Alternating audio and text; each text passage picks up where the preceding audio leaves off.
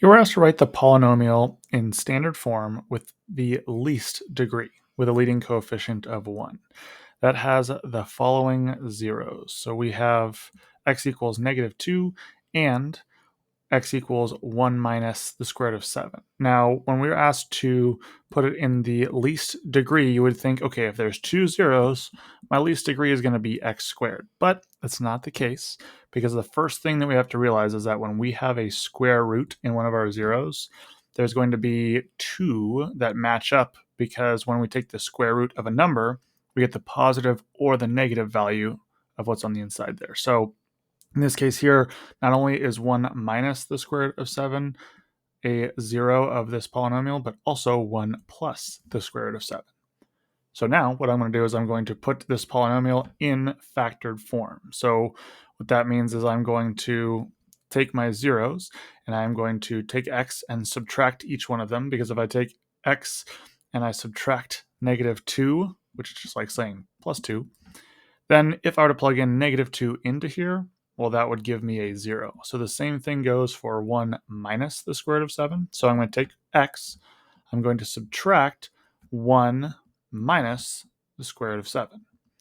And lastly, I'm going to take x minus my final 0 here, which is 1 plus the square root of 7. So here it is in factored form. Now all I have to do is make it into standard form by multiplying each of these polynomials. So the first thing I'm going to do is I'm going to actually combine both of these by multiplying them. And the reason for that is because I know that if I multiply these two together, it'll get rid of any square roots. So let's go ahead and do the box method here to show that we're multiplying these two together.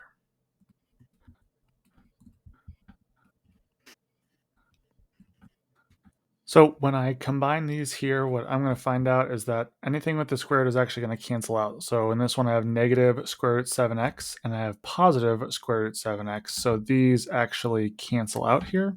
And same with negative root 7 and positive root 7. If I add those together, they cancel out. So what I'm left with is x squared minus x, which gives me minus 2x, plus 1 minus 7, which gives me x squared minus 2x minus 6. So now my polynomial looks like this. And to have it in standard form, now I just need to multiply these two here. So in this case here, I use the box method for the first one. So those that like FOIL, I'm going to go ahead and use your method for this one. So I'm going to take x and I'm going to multiply it by each of these here. So x times x squared is x cubed. X times negative 2x is negative 2x squared, and x times negative 6 is negative 6x. Now I'm multiplying 2 times each of these. So plus 2x squared, 2 times negative 2x is negative 4x, and then 2 times negative 6 is negative 12. Now I'm going to combine like terms, so I get negative 2x and positive 2x squared, so those cancel out. And then negative 6x and negative 4x. So that gives me x cubed minus 10x minus 12. And so this is the polynomial with the above zeros in standard form.